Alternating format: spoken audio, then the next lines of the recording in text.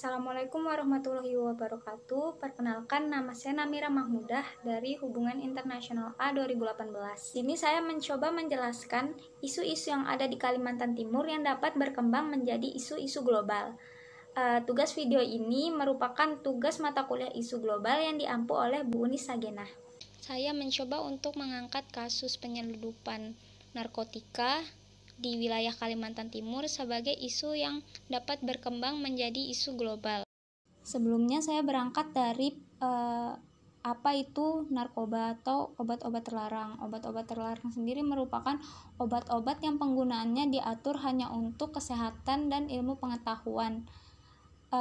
Hal ini diatur dalam Undang-Undang 35 tahun 2009 tentang narkotika. Obat narkotika sendiri memiliki efek untuk menghilangkan rasa sakit ataupun rasa nyeri.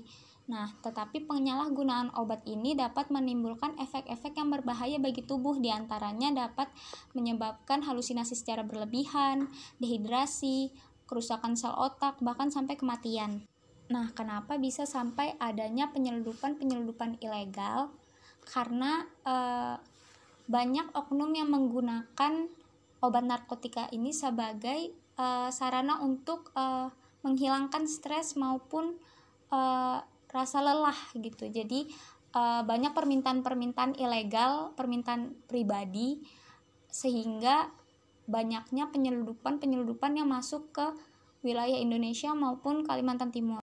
Mengapa saya merasa isu penyelundupan ini sebagai isu global? Karena merujuk pada definisi PBB sendiri, kejahatan narkoba merupakan salah satu bentuk kejahatan transnasional di mana proses kejahatannya melewati batas-batas teritorial suatu negara. Kembali lagi dengan kasus yang ingin saya angkat, yaitu penyelundupan 65 kg sabu-sabu yang dibekuk di daerah Poros, Bontang, Samarinda.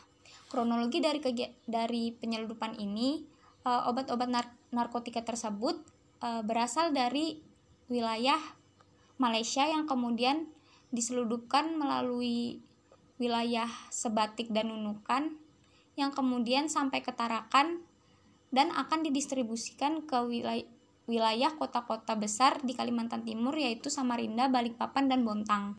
Pembekukan ini dapat terjadi karena adanya laporan dari warga masyarakat sekitar yang mengatakan bahwa terdapat oknum-oknum mencurigakan di daerah Poros, Bontang, Samarinda, sehingga penangkapan ini dapat dilaksanakan dengan sukses.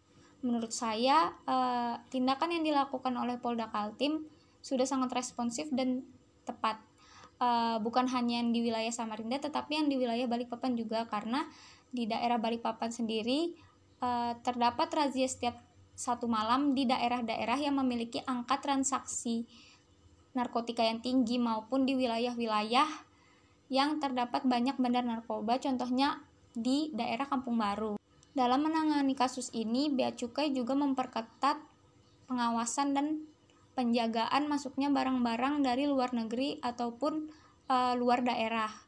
Karena itu, menurut saya kebijakan yang dilaksanakan oleh Kalimantan Timur sudah cukup tepat, tetapi hambatan dalam penyelundupan ilegal ini lebih terletak kepada daerah-daerah yang daerah di mana mereka diselundupkan, yaitu di daerah perbatasan atau lebih tepatnya di Kalimantan Utara.